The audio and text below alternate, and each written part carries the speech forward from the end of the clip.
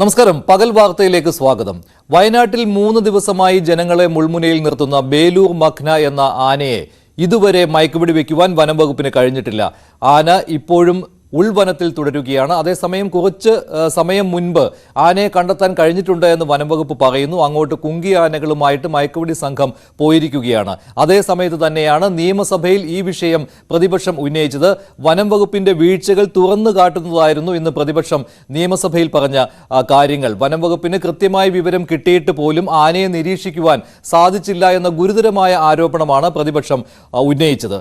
തൃപ്പൂണിത്തുറയിൽ പടക്കശാലയിൽ സ്ഫോടനമുണ്ടായി. അത് ഗുരുതരമായ ഒരു സ്ഫോടനമായിരുന്നു. ഒരാൾ മരിച്ചു, നിരവധി പേർക്ക് പരിക്കേറ്റിട്ടുണ്ട്. പ്രധാനപ്പെട്ട ഒട്ടേറെ വാർത്തകളുണ്ട്. ആദ്യം പകൽ വാർത്തയിൽ പ്രധാന വാർത്തകൾ നോക്കാം.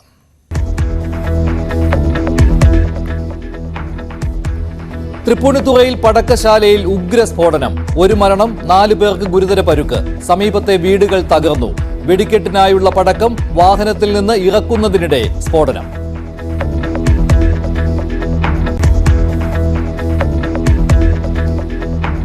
വനം വകുപ്പിനെ കുഴക്കി 3-ാം ദിവസവും ബേലൂർ മഖ്നയുടെ ഒളിച്ചുകളി.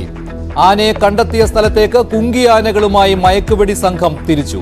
കർണാടകവുമായി ചർച്ച നടത്താൻ മുഖ്യമന്ത്രി വിളിച്ച ഉന്നതതല യോഗത്തിൽ തീരുമാനം.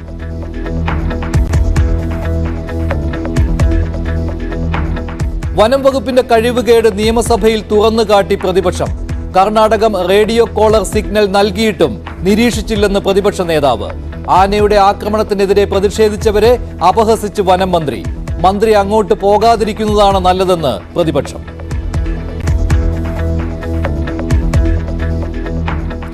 വീണ വിജയനെ ചോദ്യം ചെയ്യാൻ SFIOയ്ക്ക് കഴിയുമോ? നിർണായക ഹർജി ഇന്ന് കർണാടക ഹൈക്കോടതിയുടെ പരിഗണനയ്ക്ക്. SFIO സമൻസ് നിലനിൽക്കെ അന്വേഷണം റദ്ദാക്കണമെന്ന് വീണ വിജയൻ.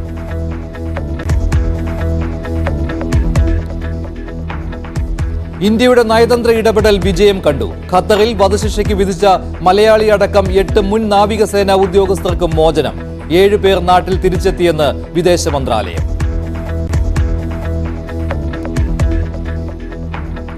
തൃപ്പൂണിത്തുറയിൽ കെ ബാബുവും സ്വരാജുമായുള്ള തെരഞ്ഞെടുപ്പ് കേസ് തുടരും. വിചാരണയ്ക്ക് തടസ്സമില്ലെന്ന് സുപ്രീം കോടതി. കെ ബാബുവിന്റെ ഹർജി കോടതി തള്ളി.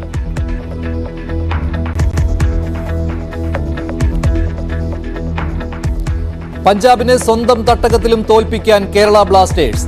ആരാധകരെ ത്രസിപ്പിക്കാൻ കൊച്ചി സ്റ്റേഡിയത്തിൽ ആൻഡ്രിയാൻ ലൂണയെത്തും. ന്യൂസ് 18 കേരളത്തിൽ തത്സമയം.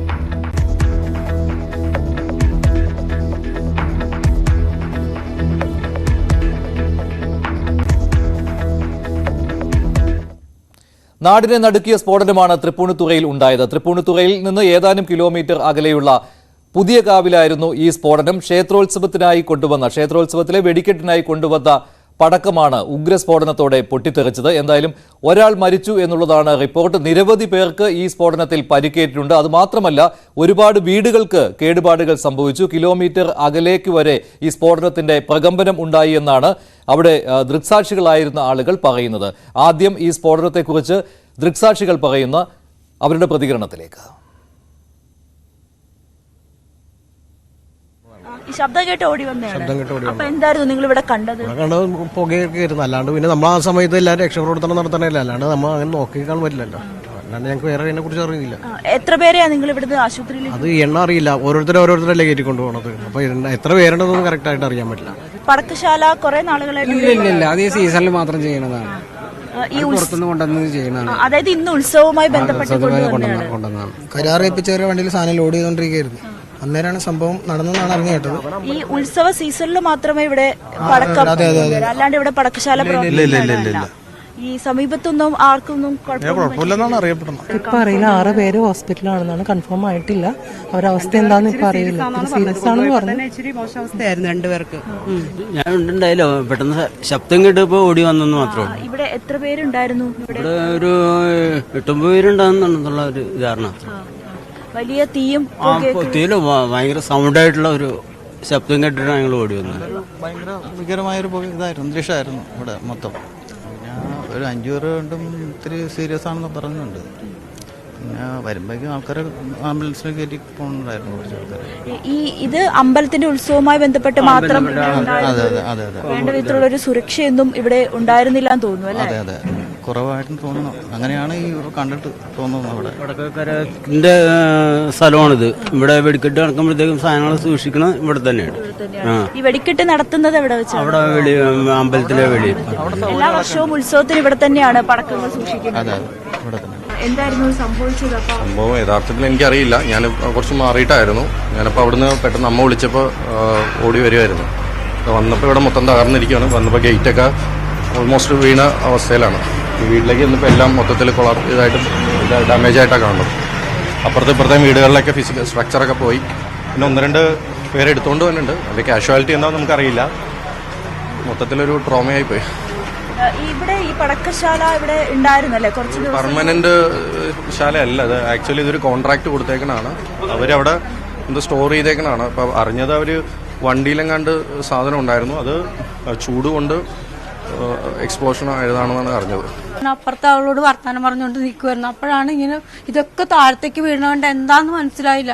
അപ്പോഴാണ് പിന്നെ എനിക്കപ്പോൾ തോന്നി ഇനി ഇവിടെ ആയിരിക്കുമോ, അവിടുന്ന് എന്തെങ്കിലും ആയിരിക്കുമോ എന്ന് ഇങ്ങനെ വിചാരിച്ചു. ഞാനപ്പം പേടിച്ചിട്ടൊന്നും സംസാരിക്കാൻ പോലും പറ്റാണ്ടായിപ്പോയി.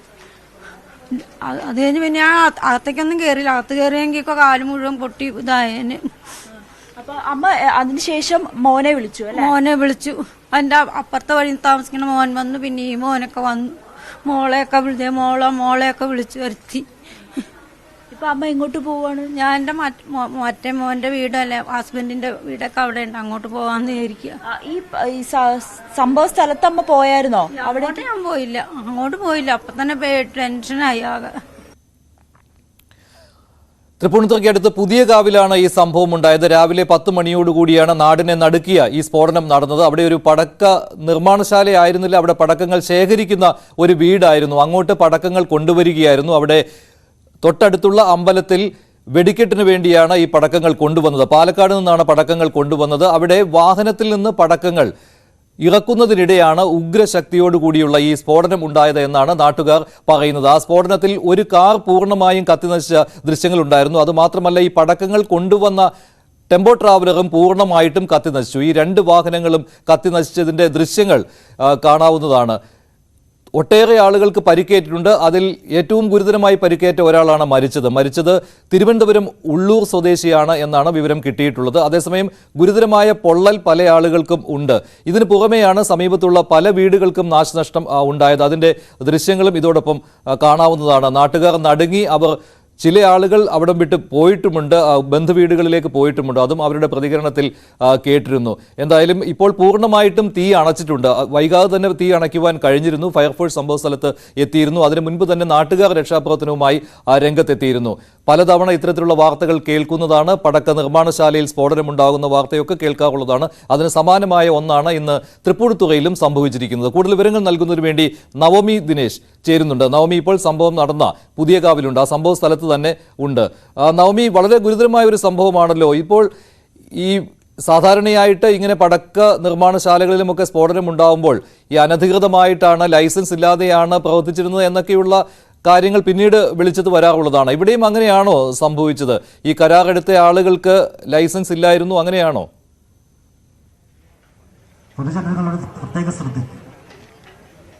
തീർച്ചയായും മനുഷ്യ അത് തന്നെയാണ് ഇവിടെ സംഭവിച്ചിരിക്കുന്നത്. ഇവിടെ പടക്കങ്ങൾ സൂക്ഷിക്കുന്നതിനോ അല്ലെങ്കിൽ ഇറക്കുന്നതിനോ നിർമ്മിക്കുന്നതിനോ യാതൊരുവിധ ലൈസൻസും നൽകിയിട്ടില്ല. ഈ സ്ഥലം കരയോഗത്തിന്റെ വകയാണ്. അതായത് ഇന്ന് ഉത്സവം നടത്തുന്ന ഈ പുതിയകാവ് ക്ഷേത്രത്തിന്റെ കരയോഗത്തിന്റെ ഭാഗമായിട്ടുള്ള ഒരിടമാണിത്. ഇവിടെയാണ് എല്ലാ വർഷവും ഇത്തരത്തിലുള്ള പടക്കങ്ങൾ സംരക്ഷിക്കുന്നതും ഇവിടെ കൊണ്ടിറക്കുന്നതുമൊക്കെ ഈ സ്ഥലത്താണ്. അപ്പോൾ ഇവിടെ അതിനു വേണ്ടിയിട്ടുള്ള ലൈസൻസ് നൽകിയിട്ടില്ല എന്നാണ് പോലീസും അറിയിക്കുന്നത്. എന്തായാലും 2 കരാർ തൊഴിലാളികളെ കസ്റ്റഡിയിൽ എടുത്തിട്ടുണ്ട്. അവർ പോലീസിന്റെ കസ്റ്റഡിയിലാണുള്ളത്. നമ്മൾ ഈ ദൃശ്യങ്ങളിൽ കാണുന്നത് പോലെ തന്നെ വലിയൊരു ദുരന്തമാണ് ഇവിടെ ഉണ്ടായത്. ഇപ്പോൾ നമ്മൾ ദൃശ്യങ്ങൾ കാണുന്നത് MP എറണാകുളം MP ഹൈബി ഈഡൻ സംഭവസ്ഥലം സന്ദർശിക്കുന്നുണ്ട്. ഒപ്പം തന്നെ ജില്ലാ കളക്ടറും സംഭവസ്ഥലത്ത് എത്തിയിട്ടുണ്ട്. ഇവിടെയുള്ള സ്ഥിതിഗതികൾ വിലയിരുത്തുകയാണ്. ഈ സംഭവസ്ഥലം സന്ദർശിക്കുകയാണ്. അതോടൊപ്പം തന്നെ സമീപത്തുള്ള ഈ വീടുകളിലുള്ളവരുമായിട്ടൊക്കെ അവർ സംസാരിച്ചു. അവർക്ക് വേണ്ടിയിട്ടുള്ള ഒരു ആശ്വാസ വാക്കുകളൊക്കെ MPയുടെ ഭാഗത്തു നിന്ന് ഉണ്ടാവുകയും ചെയ്തിട്ടുണ്ട്. എന്തായാലും വലിയൊരു ദുരന്തമാണ് മഞ്ജുഷ ഇവിടെ സംഭവിച്ചിരിക്കുന്നത്. എന്തായാലും ഒരാൾ മരിച്ചിരിക്കുകയാണ്. തിരുവനന്തപുരം തിരുവനന്തപുരം സ്വദേശി വിഷ്ണുവാണ് മരിച്ചത്. ഇത് കരാർ ഈ പടക്ക സംഭരണശാലയിലുമായി ബന്ധപ്പെട്ട ജീവനക്കാരനാണ് മരിച്ചത്. ഇതിൽ 5 പേർ, അതായത് ഗുരുതരമായി പരിക്കേറ്റ 5 പേരും ഈ പടക്കശാലയുമായി ബന്ധപ്പെട്ടവർ തന്നെയാണ്. 16 പേരാണ് ആശുപത്രിയിലുള്ളത്. ബാക്കിയുള്ളവർ ഈ സമീപ പ്രദേശത്തെ വീടുകളിലുള്ളവരാണ്. അവർക്ക് നിസ്സാരമായ പരിക്കുകൾ മാത്രമേ ഉള്ളൂ. കാരണം ഈ ജനൽ ചില്ലകളും പാളികളും ഒക്കെ ഇവരുടെ ശരീരത്തിലേക്ക് തെറിച്ചു വീഴുന്ന ഒരു സാഹചര്യം ഉണ്ടായി. ആ ഒരു സാഹചര്യത്തിലാണ് ഇവർക്ക് പരിക്കേറ്റത്. നമുക്കിപ്പോൾ ജില്ലാ കളക്ടറുടെ പ്രതികരണത്തിലേക്ക് പോവാം. വീടുകളിലുള്ളവർ താൽക്കാലികമായിട്ട് മാറ്റി പാർപ്പിക്കാനുള്ളത്, അതേപോലെ പെർമനന്റ് ആയിട്ട് അവർക്ക് പൈസ കൊടുക്കാൻ നടപടി ഉടനെ തന്നെ സ്വീകരിക്കും. അത് മാത്രമല്ലാതെ വേറെ ഒരു പെർമിഷൻ ഇല്ലാതെയാണ് ഇവിടെ സ്റ്റോറേജ് ചെയ്തിട്ടുള്ളത്. സോ ആ കാര്യം നമ്മൾ ഉടനെ തന്നെ അന്വേഷിക്കും. അറിഞ്ഞായിട്ടില്ല, നമുക്ക് ഇന്ന് തന്നെ ഒരു തീരുമാനം. ഓക്കെ. ജില്ലാ കളക്ടറും എറണാകുളം എംപിയും സംഭവ സ്ഥലത്ത് എത്തിയിട്ടുണ്ട്. പുതിയകാവ് എന്ന സ്ഥലത്താണ് ഈ സ്ഫോടനം ഉണ്ടായിരിക്കുന്നത്. നവമി ഒരു കാര്യം കൂടി, നവമി എങ്ങനെയാണ് ഇപ്പോൾ ഈ ക്ഷേത്രോത്സവത്തിന് വേണ്ടി പടക്കം മറ്റൊരു സ്ഥലത്ത് നിന്ന് പുതിയകാവിലേക്ക് കൊണ്ടുവന്ന ആ സ്ഥലത്ത് ഇറക്കുമ്പോഴാണോ ഈ സ്ഫോടനം ഉണ്ടായത്?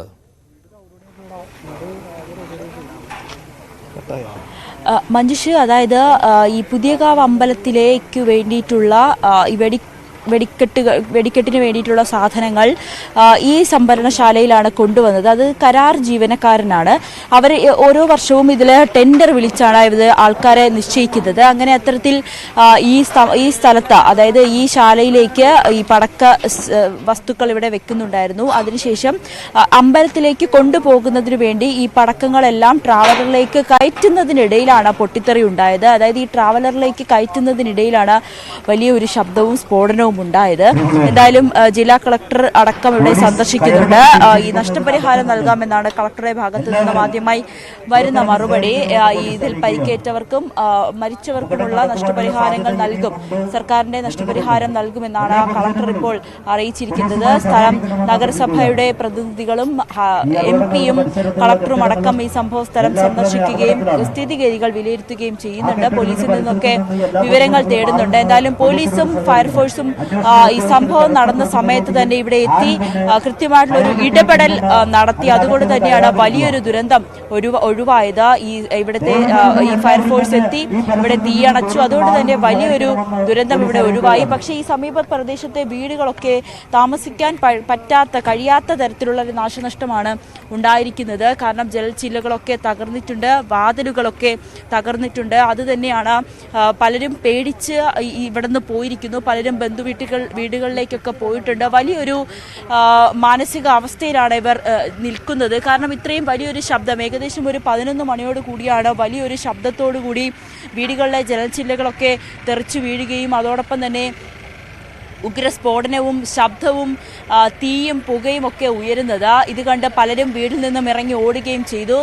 നാട്ടുകാരൊക്കെ ഈ ശബ്ദം കേട്ടിടത്തേക്ക് വന്നപ്പോഴാണ് ഇത്രയും വലിയൊരു തീപിടുത്തവും ആഘാതവുമാണ് ഇവിടെ നടന്നതെന്ന് മനസ്സിലാക്കുകയും ഉടൻ തന്നെ ഫയർഫോഴ്സിനെ വിളിച്ച് തീയണയ്ക്കാൻ വേണ്ടിയിട്ടുള്ള നടപടികളൊക്കെ ആരംഭിക്കുകയും ചെയ്തത്. എന്തായാലും നാട്ടുകാർ ഇപ്പോഴും ആ ഒരു ആഘാതത്തിൽ നിന്നും മുക്തരായിട്ടില്ല. പലരും ഇപ്പോഴും ആ ഒരു പേടിയിൽ നിന്നും മാറിയിട്ടില്ല. സമീപത്തെ ഈ പടക്കശാലയ്ക്ക് തൊട്ട് സമീപത്തുള്ള വീടുകളുടെ ദൃശ്യങ്ങളാണ്. അവിടെയൊക്കെ പൂർണ്ണമായും നശിച്ചിട്ടുണ്ട്. താമസിക്കാൻ കഴിയാത്ത അത്ര നാശനഷ്ടങ്ങളാണ് ഉണ്ടായിട്ടുള്ളത്. അതോടൊപ്പം തന്നെ വീട്ടിലുള്ള സാധനങ്ങളൊക്കെ തെറിച്ചു പുറത്തേക്ക് വീഴുന്ന ഒരു അവസ്ഥ വരെ ഉണ്ടാവുകയും ചെയ്തു. വീടിന്റെ മേൽക്കൂരകളെല്ലാം പൂർണ്ണമായും നശിച്ച വീടുകളുണ്ട്. അങ്ങനെ വലിയൊരു നാശനഷ്ടമാണ് ഇവിടെ ഉണ്ടായിരിക്കുന്നത്.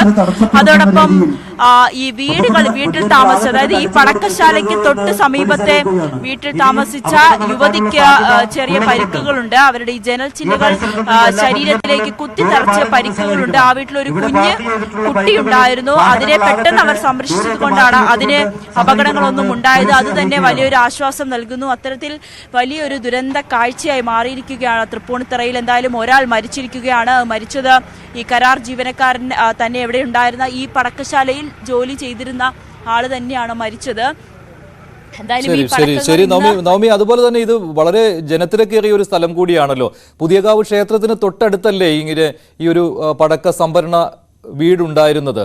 അങ്ങനെ വരുമ്പോൾ തൃപ്പൂണിത്തുറ വൈക്കം റോഡിൽ വളരെ തിരക്കേറിയ ഒരു സ്ഥലത്തുമാണല്ലോ ഇത്. അത് തീർച്ചയായും മഞ്ജുഷ, അതായത് ഈ പുതിയകാവ് ക്ഷേത്രത്തിന് സമീപത്തേക്ക് ഏകദേശം ഒരു 50-100 മീറ്ററിനുള്ളിൽ തന്നെയാണ് ഈ ഒരു സ്ഥലവും ഉള്ളത്. ഇവിടെ ജനസാന്ദ്രത ഏറിയ പ്രദേശമാണ്. ഇവരൊക്കെ പറയുന്നുണ്ട് വർഷങ്ങളായി തന്നെ ഇവിടെ ഈ പടക്കങ്ങൾ ഇവിടെ ഈ ഉത്സവത്തിന്റെ ഭാഗമായി കൊണ്ടുവെക്കുന്നുണ്ടായിരുന്നു. ആ സമയത്തൊക്കെ ആദ്യത്തെ സമയത്തൊക്കെ ഇവർക്ക് വർഷങ്ങൾക്ക് മുൻപ്, അതായത് ഒരു 3 വർഷങ്ങൾക്ക് മുൻപൊക്കെ ഇത്തരത്തിൽ ഇവിടെ അമ്പലത്തിന് വേണ്ടിയിട്ടുള്ള സാധനങ്ങൾ കൊണ്ടുവെക്കുമ്പോൾ സമീപ പ്രദേശത്തുള്ളവർക്ക് ചില നിർദ്ദേശങ്ങൾ കൊടുക്കാറുണ്ട്. ഏതെങ്കിലും തരത്തിലുള്ള ഈ തീ ഉപയോഗിക്കരുതെന്നടക്കമുള്ള കാര്യങ്ങൾ, പൊതുവിടങ്ങളിൽ തീയിടരുതെന്ന് അടക്കമുള്ള കാര്യങ്ങളൊക്കെ, ചില നിർദ്ദേശങ്ങളൊക്കെ വർഷങ്ങൾക്ക് മുൻപ് ഇവർക്ക് നൽകിയിട്ടുണ്ട്. ഈ ഭാരവാഹികളുടെ ഭാഗത്ത് നിന്ന്, ഈ ദേവസ്വം ഭാരവാഹികളുടെ ഭാഗത്തു നിന്നൊക്കെ നിർദ്ദേശങ്ങളൊക്കെ നൽകിയിട്ടുണ്ട്. പക്ഷേ പിന്നീട് അത്തരത്തിലുള്ള നിർദ്ദേശങ്ങളൊന്നും ഉണ്ടായിട്ടില്ല. അവർക്ക് അതുമായി ബന്ധപ്പെട്ട കാര്യങ്ങളൊന്നും അറിയുന്നില്ല. അതുകൊണ്ട് തന്നെ ഇന്ന് ഈ ഉത്സവത്തിന്റെ ഭാഗമായി ഇവിടെ ഈ പടക്കങ്ങൾ കൊണ്ടിറക്കിയതൊന്നും പലരും അറിഞ്ഞിട്ടില്ല. പല വീട്ടുകാർ, ഈ സമീപത്തുള്ളവർ പലരൊന്നും ഇന്ന് ഇങ്ങനെ ഒരു സംഭവം ഈ അമ്പലത്തിന്റെ ഭാഗമായിട്ടുള്ള ഈ ഇത്തരത്തിൽ വെടിക്കെട്ടിന് വേണ്ടിയിട്ടുള്ള സാധനങ്ങളൊക്കെ ഇവിടെ കൊണ്ട് വെക്കുന്ന കാര്യം പലരും ഈ സമീപ പ്രദേശത്തുള്ളവർ പലരും അറിഞ്ഞിട്ടില്ല. അത് തന്നെയാണ് അവർ പ്രധാനമായും പറയുന്നത്. ഭീകരമായൊരു സംഭവം തന്നെയാണ് ഉണ്ടായിരിക്കുന്നത്. രാവിലെ 10 മണിയോടുകൂടിയാണ് ഇങ്ങനെ ഒരു സ്ഫോടനം ഉണ്ടായത്. തൊട്ടടുത്തുള്ള ക്ഷേത്രത്തിലെ വെടിക്കെട്ടിനു വേണ്ടി പടക്കങ്ങൾ വാഹനത്തിലേക്ക് കയറ്റുമ്പോഴാണ് ഈ സ്ഫോടനം ഉണ്ടായത്. ഒരാൾ മരിച്ചു, നിരവധി പേർക്ക് പരുക്കുണ്ട്. പലരും ഇപ്പോൾ ആശുപത്രിയിൽ ചികിത്സയിലുമാണ്. ഇനി വയനാട്ടിലേക്ക് പോവുകയാണ്. ബേലൂർ മഖ്നയുടെ വാർത്തയാണ്. ബേലൂർ മഖ്നയെ ഇതുവരെ മയക്കുവെടി വെക്കുവാനായിട്ട് കഴിഞ്ഞിട്ടില്ല വനംവകുപ്പിന്. വനംവകുപ്പിനെ പറ്റിച്ചുകൊണ്ട് ബേലൂർ മഖ്ന ഉൾവനത്തിലേക്ക് കടക്കുകയാണ്. ഓരോ സമയത്തും ആന സ്ഥലം മാറുന്നതാണ് ഈ ബുദ്ധിമുട്ടുണ്ടാക്കിയിരിക്കുന്നത്. ഉൾവനത്തിലാണ് ഇപ്പോൾ ബേലൂർ മഖ്ന ഉള്ളത്. ദൗത്യം വിഷമകരമെന്ന് DFO തന്നെ അറിയിച്ചിട്ടുണ്ട്. ആനയെ പിടിക്കാതെ ദൗത്യ സംഘത്തിന് മടങ്ങാൻ കഴിയില്ല എന്നുള്ളതാണ് പ്രധാനം. കാരണം ദൗത്യം നിർത്താൻ സമ്മതിക്കില്ല എന്ന് ജനങ്ങൾ ഇന്നലെ തന്നെ പറഞ്ഞിട്ടുണ്ട്. ഉദ്യോഗസ്ഥരെ തടയുകയും ചെയ്തിരുന്നു. ഇപ്പോഴും ഉൾവനത്തിലാണ് ആനയുള്ളത്. പക്ഷേ ഒരു പ്രധാനപ്പെട്ട കാര്യം എന്ന് പറയുന്നത് ആനയെ കണ്ടെത്താൻ, ആന എവിടെയാണ് എന്ന് ഐഡന്റിഫൈ ചെയ്യാൻ പറ്റിയിട്ടുണ്ട്.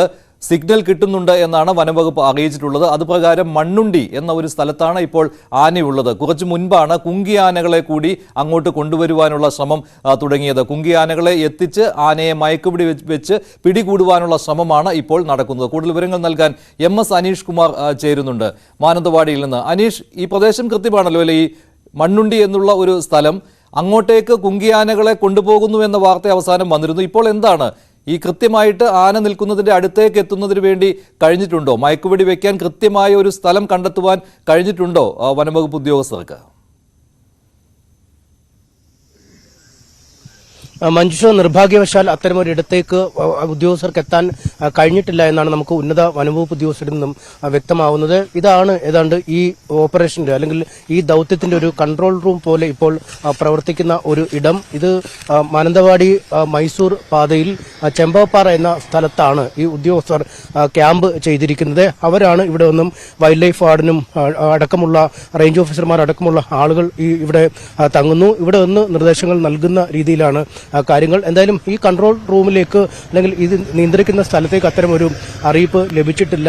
ആന ഇപ്പോഴും ഉദ്യോഗസ്ഥരെ കണ്ണു വെട്ടിച്ച് മുന്നോട്ട് പോകുന്നു എന്ന് തന്നെയാണ് മനസ്സിലാക്കാൻ കഴിയുന്നത്. കാരണം കുങ്കിയാനയോടൊപ്പമൊക്കെയാണ് ഈ ദൌത്യസംഘം കാട്ടിനുള്ളിലേക്ക് പോകുന്നത്. കുങ്കിയാനയുടെ സാന്നിധ്യം ദൂരെ അറിയുമ്പോൾ തന്നെ ഈ മോഴയാന പെട്ടെന്ന് സ്ഥലത്തു നിന്നും മറ്റൊരിടത്തേക്ക് കുതിക്കുന്നു. പാറക്കെട്ടുകളും വലിയ മരങ്ങളുമൊക്കെയുള്ള ഒരു മേഖലയാണ്. ഈ റോഡിന്റെ വശത്തു നിന്നും ഏതാണ്ട് 4 കിലോമീറ്റർ മുതൽ 5 കിലോമീറ്റർ വരെ ദൂരത്തിനുള്ളിലാണ് ഇപ്പോൾ ദൌത്യസംഘം ഉള്ളത്. അതുകൊണ്ട് തന്നെ ഈ മരങ്ങൾക്കിടയിലേക്കും പൊന്തക്കാട്ടിലേക്കും മറ്റുമൊക്കെ ആന ക്ഷണനേരം കൊണ്ട് മറയുന്നതിനാൽ കൃത്യമായി ഉന്നം വെച്ച് വെടിവെക്കാൻ കഴിയാത്ത ഒരു സാഹചര്യമാണ് നിലവിലുള്ളത്. പക്ഷേ ഏത് വിധേനയും ഇന്ന് ആനയെ പിടിക്കുക എന്ന ഒരു നിർദ്ദേശമാണ് സർക്കാർ വനംവകുപ്പിന് നൽകിയിരിക്കുന്നത്. അതുകൊണ്ട് തന്നെ അക്ഷീണമായ പ്രയത്നം കാട്ടിനുള്ളിൽ നടക്കുന്നു.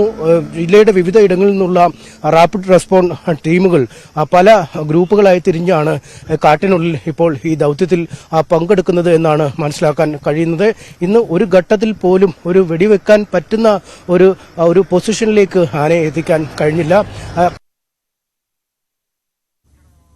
ആനയെ എങ്ങനെയെങ്കിലും തുരുത്തി ഓടിച്ച് ഈ റോഡിന്റെ ഒരു വശത്ത് എത്തിക്കുക എന്നതാണ്. അതിനുവേണ്ടി ഇന്നലെ ഇവിടുത്തെ റോഡ് ഗതാഗതം വരെ തടസ്സപ്പെടുത്തി കാത്തിരുന്ന് ഒരു മിഷൻ ഓൺ ആയ സമയമുണ്ടായിരുന്നു. പക്ഷേ ആ ശ്രമം വിജയിക്കില്ല എന്ന് ഏതാണ്ട് ഉറപ്പാണ്. കാരണം ഒരു തരത്തിലും ആനയെ ഇവിടം വരെ എത്തിക്കാൻ കഴിയില്ല. അതുകൊണ്ട് കാട്ടിനുള്ളിൽ വെച്ച് തന്നെ വെടിവെച്ച ശേഷം ആനയെ കുങ്കിയാനകളുടെ സഹായത്തോടുകൂടി ഇവിടേക്ക് എത്തിക്കുകയാണ്.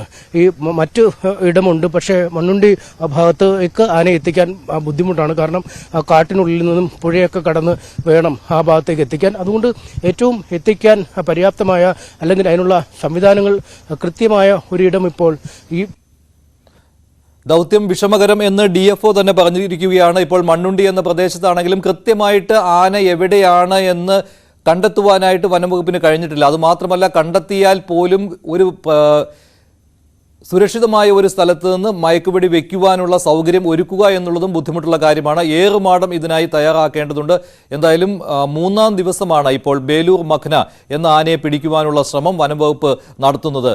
ശനിയാഴ്ച ഉച്ചയോടുകൂടി മയക്കുവെടി വെക്കാൻ നിർദ്ദേശം നൽകിയിരുന്നു. ഇന്നലെ ദൗത്യസംഘം ഈ ശ്രമം നടത്തിയിരുന്നു. എന്നാൽ വൈകിട്ടോടെ ദൗത്യം നിർത്തിവെച്ചു. ഇന്ന് രാവിലെ വീണ്ടും തുടങ്ങിയിരിക്കുകയാണ്. ഇതേ സമയത്ത് തന്നെയാണ് ഈ വിഷയം നിയമസഭയിൽ പ്രതിപക്ഷം ഉന്നയിച്ചിരിക്കുന്നത്. പ്രതിപക്ഷം ഇന്ന് നിയമസഭയിൽ ശക്തമായിട്ട് വയനാട്ടിലെ വന്യജീവി ആക്രമണങ്ങളുടെ വിഷയം ഉന്നയിച്ചു. അതിൽ വനം വകുപ്പിനെയും വനം മന്ത്രിയെയും കുറ്റപ്പെടുത്തിക്കൊണ്ടാണ് പ്രതിപക്ഷം കാര്യങ്ങൾ പറഞ്ഞത്. വനം വകുപ്പിന്റെ വീഴ്ച വ്യക്തമാക്കുകയായിരുന്നു ഇന്ന് നിയമസഭയിൽ പ്രതിപക്ഷം. അതിൽ ഏറ്റവും പ്രധാനപ്പെട്ടത് സിഗ്നൽ കിട്ടിയിട്ടില്ല എന്ന് പറഞ്ഞത് കള്ളമാണ് എന്നുള്ള കാര്യം പ്രതിപക്ഷ നേതാവ് ഇന്ന് നിയമസഭയിൽ പറഞ്ഞു. അതുമാത്രമല്ല, ഇനി യോഗമല്ല വേണ്ടത്, നടപടിയാണ് വേണ്ടത് എന്ന് പറഞ്ഞു. കർണാടകവുമായി ഏകോപനത്തിന് സർക്കാർ ശ്രമിക്കുന്നില്ല എന്ന കാര്യവും ഇന്ന് പ്രതിപക്ഷം നിയമസഭയിൽ ഉന്നയിക്കുകയുണ്ടായി. ഇന്ന് പ്രതിപക്ഷം നിയമസഭയിൽ ഈ വിഷയം കൊണ്ടുവന്നപ്പോൾ വനം മന്ത്രി നടത്തിയ ചില പ്രസ്താവനകൾ അതും വളരെ ആവശ്യമില്ലാത്ത ചില കാര്യമായിരുന്നു. അദ്ദേഹം മാനന്തവാടിയിൽ പ്രതിഷേധിച്ച് ജനങ്ങളെ കുറ്റപ്പെടുത്തുന്ന രീതിയിലാണ് സംസാരിച്ചത്. കളക്ടറെ തടഞ്ഞത് ശരിയായില്ല, അത് വേണ്ടായിരുന്നു, പ്രകോപനമുണ്ടാക്കിയത് അവിടെ സമരം നടത്തിയവരാണ് എന്ന കാര്യവും ഇന്ന് വനം മന്ത്രി പറഞ്ഞിരുന്നു. പക്ഷേ ഇത് ശരിയല്ല, ഇങ്ങനെ പറയരുതായിരുന്നു എന്ന് പ്രതിപക്ഷം പറയുകയുണ്ടായി. പ്രതിഷേധിച്ചവരെ മാവോയിസ്റ്റുകളായി ചിത്രീകരിക്കുകയാണ് ചെയ്യുന്നത് വനം മന്ത്രി. അത് ശരിയായ നടപടിയല്ല എന്ന കാര്യം പ്രതിപക്ഷം നിയമസഭയിൽ ചൂണ്ടിക്കാട്ടി. സ്വാഭാവികമായ പ്രതികരണമാണ് ജനങ്ങളുടെ ഭാഗത്തു നിന്നുണ്ടായത്. ബോധമില്ലാത്ത ആനയല്ല, വീഴ്ചകൾ വരുത്തുന്ന സർക്കാരാണ് കുഴപ്പക്കാർ എന്ന കാര്യവും ഇന്ന് നിയമസഭയിൽ പ്രതിപക്ഷം പറയുകയുണ്ടായി. കത്തോലിക്ക സഭയുടെ ആ ഒരു വിമർശനം അതുകൂടി ആണ് ഇന്ന് പ്രതിപക്ഷം നിയമസഭയിൽ ഉന്നയിച്ചത്. എന്തായാലും ഇന്ന് നിയമസഭയിൽ എന്താണ് സംഭവിച്ചത്, അതിന്റെ വിശദവിവരങ്ങൾ ഡാൻ കുര്യൻ നൽകും. ഡാനാണ് വിശദവിവരങ്ങൾ നൽകിയത്. എന്തായാലും ഇനി അങ്ങോട്ട് വന്യജീവി ആക്രമണങ്ങൾ വയനാട്ടിൽ കൂടുന്നത് തടയുന്നതിന് വേണ്ടിയാണ് കർണാടകവുമായി ഒരു ചർച്ചയ്ക്ക് സംസ്ഥാന സർക്കാർ തയ്യാറാകുന്നത്. മുഖ്യമന്ത്രി വിളിച്ച ഉന്നതതല യോഗത്തിലാണ് ഇങ്ങനെയൊരു തീരുമാനം എടുത്തത്. അതുമാത്രമല്ല, മുഖ്യമന്ത്രി വയനാട്ടിലെ ജനപ്രതിനിധികളുമായിട്ട് ചർച്ച നടത്തും. അതേസമയത്ത് തന്നെയാണ് ബേലൂർ മഖ്നയെ പിടിക്കുവാനുള്ള ശ്രമങ്ങൾ വനം വകുപ്പ് തുടരുന്നത്. മറ്റൊരു വാർത്തയിലേക്ക് പോവുകയാണ്. തൃപ്പൂണിത്തുറയിൽ MLA കെ ബാബുവും കഴിഞ്ഞ തെരഞ്ഞെടുപ്പിൽ തോറ്റ സ്വരാജും തമ്മിലുള്ള തെരഞ്ഞെടുപ്പ് കേസ് 2 വർഷമായി തുടരുന്നതാണ്. എന്തായാലും ഈ തെരഞ്ഞെടുപ്പ് കേസിലെ നടപടികൾ തുടരാം, ഇതിന് തടസ്സമില്ല എന്ന് സുപ്രീം കോടതിയുടെ ഉത്തരവ് വന്നിരിക്കുകയാണ്. ഈ ഹർജി, സ്വരാജിന്റെ ഹർജി നിലനിൽക്കില്ല എന്നുള്ള കെ ബാബുവിന്റെ വാദമാണ് സുപ്രീം കോടതി തള്ളിയത്. തൃപ്പൂണിത്തുറ കേസ് തുടരും. സ്വരാജിന്റെ കേസ് റദ്ദാക്കുവാൻ വിസമ്മതിച്ചിരിക്കുകയാണ് സുപ്രീം കോടതി. വിചാരണ സുപ്രീം കോടതി തടഞ്ഞിട്ടില്ല. വിചാരണ ഹൈക്കോടതിയിൽ, കേരള ഹൈക്കോടതിയിൽ തുടരും. ബാബുവിനെതിരായ തെരഞ്ഞെടുപ്പ് കേസ് അങ്ങനെ നിലനിൽക്കും. ബാബുവിന്റെ ഹർജി സുപ്രീം കോടതി തള്ളിയിരുന്നു.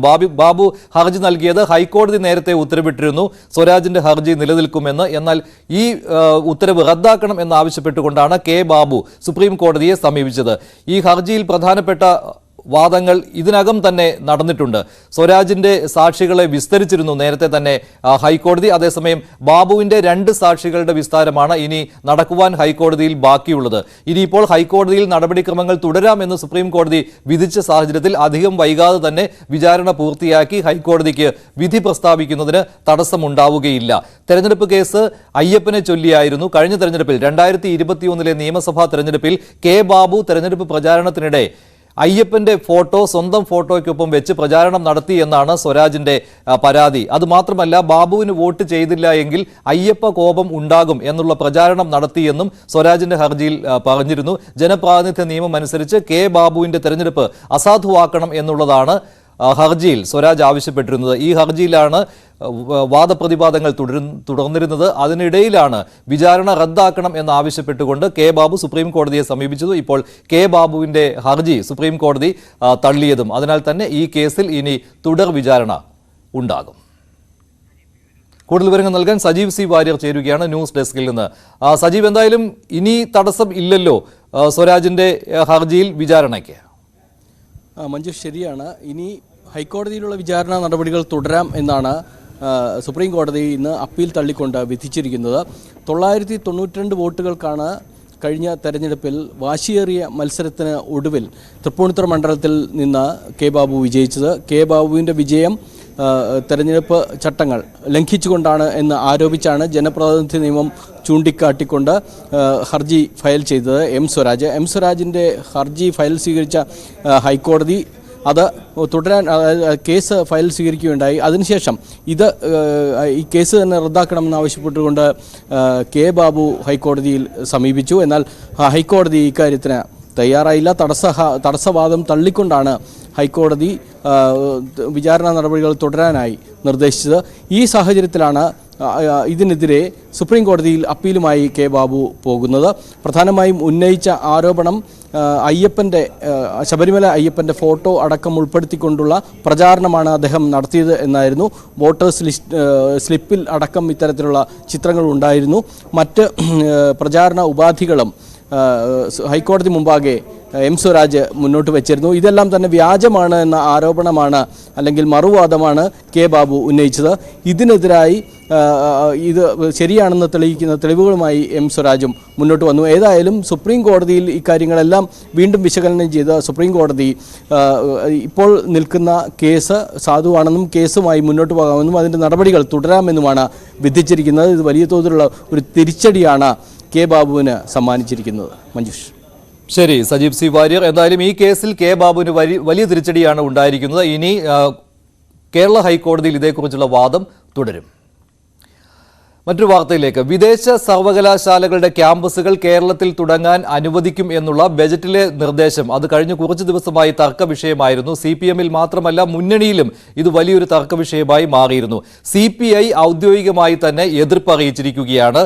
CPM-നെ MV ഗോവിന്ദനെ ബിനോയ് വിശ്വം ഇതിലുള്ള എതിർപ്പ് അറിയിച്ചിട്ടുണ്ട്. പാർട്ടിയുടെ നയമല്ല ഇതെന്നുള്ള കാര്യം MV ഗോവിന്ദനെ ബിനോയ് വിശ്വം അറിയിച്ചു. അതേസമയത്ത് തന്നെയാണ് CPM ഇക്കാര്യത്തിൽ ഒരു വീണ്ടും വിചാരത്തിന് തയ്യാറെടുക്കുന്നത്. ബജറ്റ് നിർദ്ദേശം ഒഴിവാക്കുവാനുള്ള ചർച്ചകൾ നടക്കുന്നുണ്ട്. അതേസമയത്ത് തന്നെയാണ് MV ഗോവിന്ദൻ ഇന്ന് വ്യക്തമാക്കിയത് വിദേശ സർവകലാശാലകളിൽ തൽക്കാലം ഒരു തീരുമാനത്തിലേക്ക് പോകില്ല, പിന്മാറുക എന്നുള്ള സൂചന തന്നെയാണ് നൽകിയത്. CPI-യിൽ നിന്ന് വിമർശനമുണ്ടായ ഒരു പശ്ചാത്തലമുണ്ട്. അതുപോലെ തന്നെ PB-യിൽ ഈ വിഷയം ചർച്ച ചെയ്യണം എന്നുള്ള ഒരു തീരുമാനത്തിലേക്ക് പോകുന്നുണ്ട് CPM. PB-യുടെ നിലപാട് എന്ന് പറയുന്നത് വിദേശ സർവകലാശാലകളുടെ ക്യാമ്പസുകൾ രാജ്യത്ത് വേണ്ട എന്നുള്ളതാണ്. അതുകൊണ്ട് തന്നെ ബജറ്റിൽ ഇങ്ങനെയൊരു നിർദ്ദേശം ക്യാമ്പസുകൾ അനുവദിക്കാം എന്നുള്ള നിർദ്ദേശം വന്നു എങ്കിലും അത് നടപ്പിലാകാൻ വൈകും, കൂടുതൽ ചർച്ചകൾ വേണ്ടിവരും. അതിൻ്റെ അർത്ഥം എന്ന് പറയുന്നത് ഇങ്ങനെയൊരു ബജറ്റ് നിർദ്ദേശത്തിൽ നിന്ന് പിന്മാറുക പോകുന്നു എന്നുള്ളത് തന്നെയാണ്. ഇതിന്റെ കൂടുതൽ വിവരങ്ങൾ നൽകുന്നതിന് വേണ്ടി VV അരുണിന്റെ റിപ്പോർട്ടിലേക്ക്. CPM-ന്റെയും ഇടതുമുന്നണിയുടെ നയത്തിൽ നിന്ന് വിരുദ്ധമായി വിദേശ സർവകലാശാല അനുകൂലിച്ചുകൊണ്ടും വിദേശ സർവകലാശാലകൾ സംസ്ഥാനത്ത് ആരംഭിക്കുന്നതിന്റെ സാധ്യതകൾ ആരാഞ്ഞുകൊണ്ടും ബജറ്റ് നിർദ്ദേശം വന്നത് വലിയ പ്രതിഷേധത്തിനിടയാക്കിയിരുന്നു. CPM-നുള്ളിൽ തന്നെ വലിയ എതിർപ്പ് ഉയർന്നു വന്നു. CPM-ന്റെ പൊളിറ്റ് ബ്യൂറോ കഴിഞ്ഞ വർഷം തന്നെ വിദേശ സർവകലാശാല വിഷയത്തിൽ UGCയുടെയും കേന്ദ്ര സർക്കാർ നിലപാട് തള്ളിപ്പറയുന്നതാണ്. എന്നിട്ടും എങ്ങനെ സംസ്ഥാന സർക്കാരിൻ്റെ ബജറ്റിൽ അത്തരം നിർദ്ദേശം ഇടം പിടിച്ചു എന്ന ചോദ്യം ശക്തമായി തന്നെ ഉയർന്നിരുന്നു. ഈ സാഹചര്യത്തിലാണ് വ്യാപക പ്രതിഷേധം ഉയർന്ന സാഹചര്യത്തിലാണ് CPM നിലപാട് പുനഃപരിശോധിക്കുന്നത്. CPM-ന്റെ സംസ്ഥാന നേതൃയോഗങ്ങളിലും വിഷയം ചർച്ചയായിരുന്നു. അതിനെ തുടർന്നാണ് പൊളിറ്റ് ബ്യൂറോ തീരുമാനമെടുക്കും വരെ ഈ വിഷയത്തിൽ തൽക്കാലത്തേക്ക് പാർലമെന്റ് തെരഞ്ഞെടുപ്പിന് ശേഷം മാത്രം മതി വിദേശ സർവകലാശാല ബന്ധപ്പെട്ട കാര്യങ്ങളിൽ പുതിയ നീക്കങ്ങൾ, അതുവരെ ഈ തീരുമാനം മരവിപ്പിക്കാനുള്ള ആലോചന CPM നേതൃത്വത്തിൽ ഉണ്ടായിരിക്കുന്നത്. CPM പൊളിറ്റ് ബ്യൂറോയുടെ ഇടപെടലും ഈ വിഷയത്തിലുണ്ട്. അത് സ്ഥിരീകരിച്ചുകൊണ്ടാണ് CPM വിദേശ സർവകലാശാലകൾക്ക് വിരുദ്ധമാണ്, തികച്ചും സുതാര്യമായി സ്വകാര്യ നിക്ഷേപം ആകർഷിക്കാം എന്നത് മാത്രമാണ് ഉദ്ദേശിച്ചെന്ന മയപ്പെട്ട മാറ്റിയ നിലപാടുമായി CPM സംസ്ഥാന സെക്രട്ടറി തന്നെ രംഗത്ത് വന്നത്. വിദേശ സർവകലാശാല ഉൾപ്പെടെയുള്ള കാര്യങ്ങളെ വിൽ എക്സാമിൻ എന്ന് പറഞ്ഞു വെച്ചത് എല്ലാവരുമായിട്ടുള്ള തുറന്ന ചർച്ച വേണമെന്ന് തന്നെയാണ്. നടപ്പിലാക്കുന്നല്ല പറഞ്ഞിട്ടുള്ളത്, പരിശോധിക്കാനാണ്. ആ പരിശോധന ഗവൺമെൻറ് ആഗ്രഹിക്കുന്നുണ്ട്. നമ്മുടെ പൊതുവിദ്യാഭ്യാസ സംവിധാനത്തിൻ്റെ ഘട്ടം അതേപോലെ നിലനിർത്തിക്കൊണ്ട് തന്നെ, അതിന് മുൻകൈ നിലനിർത്തിക്കൊണ്ട് തന്നെ ഇത്തരം പരിപാടികൾ പരിശോധനാത്മകമായ രീതിയിൽ കാര്യങ്ങൾ കൈകാര്യം ചെയ്യണം. കഴിഞ്ഞ ദിവസം അവസാനിച്ച CPI നേതൃയോഗങ്ങളിലും വലിയ വിമർശനമാണ് വിദേശ സർവകലാശാല വിഷയത്തിൽ ഉണ്ടായത്. മുന്നണി നയത്തിന് വിരുദ്ധമായി ചർച്ച കൂടാതെ എങ്ങനെയാണ് ഇത്തരമൊരു നിർദ്ദേശം ബജറ്റിൽ ഇടം പിടിച്ചതെന്ന ചോദ്യം CPIയുടെ നേതൃയോഗത്തിൽ ഉയർന്നു. അതിൻ്റെ അടിസ്ഥാനത്തിൽ ഇക്കാര്യം മുഖ്യമന്ത്രിയെയും CPI നേതൃത്വത്തെ അറിയിക്കുമെന്ന ഉറപ്പ് CPI സംസ്ഥാന സെക്രട്ടറി ബിനോയ് വിശ്വം യോഗത്തിൽ നൽകി. ഇന്ന് അദ്ദേഹം CPM സംസ്ഥാന സെക്രട്ടറി MV ഗോവിന്ദനുമായി സംസാരിക്കുകയും ചെയ്തു. നയപരമായ തീരുമാനമാണ്, കൃത്യമായ കൂടിയാലോചന വേണമെന്ന CPI നിലപാട് മുന്നോട്ട് വച്ചു. അതിനടിസ്ഥാനത്തിൽ കൃത്യമായ ചർച്ചകൾക്ക് ശേഷം മാത്രമേ ഇത്തരമൊരു തീരുമാനവുമായി മുന്നോട്ട് പോകൂ. അതുവരെ വിദേശ സർവകലാശാലയുമായി ബന്ധപ്പെട്ട ഏതെങ്കിലും തരത്തിലുള്ള മേൽ നടപടികൾ സ്വീകരിക്കില്ലെന്ന ഉറപ്പ് CPI സംസ്ഥാന സെക്രട്ടറിക്ക് MV ഗോവിന്ദൻ നൽകിയതായും അറിയുന്നുണ്ട്. കേരള കോൺഗ്രസ് എമ്മിൽ കോട്ടയം സീറ്റിനെ കുറിച്ചുള്ള തർക്കം ഉണ്ടാവുകയില്ല എന്ന കാര്യം ഉറപ്പായിരിക്കുകയാണ്. നിലവിലെ MP-യായ തോമസ് ചാഴികാടനെ തന്നെ മത്സരിപ്പിക്കുവാനുള്ള തീരുമാനത്തിലേക്കാണ് കേരള കോൺഗ്രസ് എം പോകുന്നത്. അങ്ങനെ സംസ്ഥാനത്ത് ആദ്യമായി തന്നെ ഇങ്ങനെയൊരു സ്ഥാനാർത്ഥി പ്രഖ്യാപനം നടക്കുന്ന മണ്ഡലമായിട്ട് കോട്ടയം മാറുകയാണ്. കോട്ടയത്ത് കഴിഞ്ഞ തവണ UDF ടിക്കറ്റിൽ മത്സരിച്ച് ജയിച്ച തോമസ് ചാഴികാടൻ തന്നെ ഇത്തവണ LDF ടിക്കറ്റിൽ മത്സരിക്കും. ഇക്കാര്യത്തിൽ സംശയമുണ്ടാവുകയില്ല. അതേസമയത്ത് തന്നെ ജോസ് കെ മാണി, അത് പാർട്ടിയിലെ ഒരു കീഴ്വഴക്കമാണ്, പാർട്ടി ചെയർമാൻ തന്നെ ഇക്കാര്യത്തിൽ അന്തിമമായ ഒരു തീരുമാനം കൈക്കൊള്ളും. അദ്ദേഹത്തെ ചുമതലപ്പെടുത്തിക്കൊണ്ടാണ് ഇന്ന് സ്റ്റിയറിംഗ് കമ്മിറ്റി യോഗം പിരിയുന്നത്. ജി ശ്രീജിത്ത് കൂടുതൽ വിവരങ്ങൾ നൽകും. ലോക്സഭാ തെരഞ്ഞെടുപ്പിലെ സ്ഥാനാർത്ഥി നിർണയത്തിനായാണ് കേരള കോൺഗ്രസ് എമ്മിന്റെ യോഗങ്ങൾ ഇന്ന് ചേരുന്നത്. സംസ്ഥാന സ്റ്റിയറിംഗ് കമ്മിറ്റിയും ഒപ്പം തന്നെ സെക്രട്ടേറിയറ്റ് യോഗവുമാണ് ചേരുന്നത്. തോമസ് ചാഴികാടൻ തന്നെയാകും കോട്ടയത്ത് സ്ഥാനാർത്ഥി എന്ന കാര്യത്തിൽ ഏതാണ്ട് ധാരണ നേരത്തെ തന്നെ ആയിട്ടുള്ളതാണ്. പല തരത്തിലുള്ള പ്രവർത്തനങ്ങൾ ഇതിനകം തന്നെ തോമസ് ചാഴികാടൻ ആരംഭിക്കുകയും ചെയ്തിട്ടുള്ളതാണ്. എന്തായാലും ഇന്നത്തെ യോഗത്തോടുകൂടി ഈ സ്ഥാനാർത്ഥി നിർണയ ചർച്ചകൾക്ക് ഒരു ഔദ്യോഗിക സ്വഭാവം വരും. ജോസ് കെ മാണി തന്നെ ഒരുപക്ഷെ ഇന്നത്തെ യോഗത്തിന് ശേഷം സ്ഥാനാർത്ഥിയെ പ്രഖ്യാപിക്കും എന്നതാണ് നമുക്ക് ലഭ്യമാകുന്ന സൂചനകൾ. അതിൽ പ്രത്യേകിച്ച് സർപ്രൈസുകളൊന്നും ബാക്കിയില്ല എന്നുള്ളതാണ് ഏറ്റവും ശ്രദ്ധേയമായിട്ടുള്ളത്. എന്തായാലും ചാഴികാടൻ വീണ്ടും മത്സരിക്കട്ടെ എന്ന അഭിപ്രായം പാർട്ടിയിലുണ്ട്. എന്തായാലും ഇന്നത്തെ ചർച്ചയുടെ ഒരു പ്രാധാന്യം കണക്കിലെടുത്ത് മുഴുവൻ നേതാക്കളും യോഗത്തിന് എത്തണമെന്ന് ജോസ് കെ മാണി നിർദ്ദേശിച്ചിട്ടുണ്ട്. മന്ത്രി റോഷി അഗസ്റ്റിനും മറ്റ് MLA-മാരും ഒക്കെ എത്താനുള്ള നിർദ്ദേശം ഇതിനകം തന്നെ നൽകിയിട്ടുണ്ട്. ഒരുപക്ഷെ ഇന്ന് തന്നെ പ്രഖ്യാപനം ഉണ്ടായാൽ സംസ്ഥാനത്ത് ആദ്യമായി പ്രഖ്യാപിക്കുന്ന സ്ഥാനാർത്ഥി എന്ന നിലയിലാകും ഔദ്യോഗികമായി പ്രഖ്യാപിച്ചാൽ അത് തോമസ് ചാഴികാടന്റെ പേര് ആകും ഉണ്ടാകുക. എന്തായാലും ജോസഫ് വിഭാഗവും ഇതിനകം തന്നെ സ്ഥാനാർത്ഥി നിർണയം പൂർത്തിയായിട്ടുണ്ട്. 14-ാം തീയതി UDF-ന്റെ യോഗത്തിന് ശേഷം അവരും പ്രഖ്യാപനം നടത്തും. ഫ്രാൻസിസ് ജോർജ് തന്നെ കളത്തിലിറങ്ങുക എന്നുള്ളതാണ് അവരുടെ ഉള്ളിലുണ്ടായിരിക്കുന്ന തീരുമാനം. എന്തായാലും കേരള കോൺഗ്രസുകൾ ഏറ്റുമുട്ടുന്ന ഒരു മണ്ഡലം. കഴിഞ്ഞ തവണ UDF-ൽ നിന്ന് ജയിച്ച ആളാണ് തോമസ് ചാഴികാടൻ. അതുകൊണ്ട് തന്നെ ഇത്തവണ മത്സരം കടുക്കും. LDF-ൽ എത്തുമ്പോൾ പ്രത്യേകിച്ച് കോൺഗ്രസ് ചാഴികാടനെ തോൽപ്പിക്കണമെന്ന ആഗ്രഹവുമായി വലിയ രീതിയിൽ നിൽക്കുന്ന ഒരു സാഹചര്യം കൂടിയുണ്ട്. അതുകൊണ്ട് മത്സരം കടുക്കും. അതുകൊണ്ടാണ് മുന്നേ കൂട്ടി സ്ഥാനാർത്ഥിയെ പ്രഖ്യാപിച്ച പ്രചരണത്തിലേക്ക് ഇറങ്ങാൻ ജോസ് കെ മാണി വിഭാഗം തയ്യാറാകുന്നത്. എന്തായാലും ഇന്നത്തെ ചർച്ചകൾ ഇക്കാര്യത്തിൽ നിർണായകമാണ്. കോട്ടയത്ത് LDF-ന്റെ സ്ഥാനാർത്ഥി നിർണയ ചർച്ച തീരുകയാണ്. കേരള കോൺഗ്രസ് എം വൈകാതെ തന്നെ, മിക്കവാറും ഇന്ന് തന്നെ സ്ഥാനാർത്ഥി പ്രഖ്യാപനത്തിനാണ് സാധ്യത.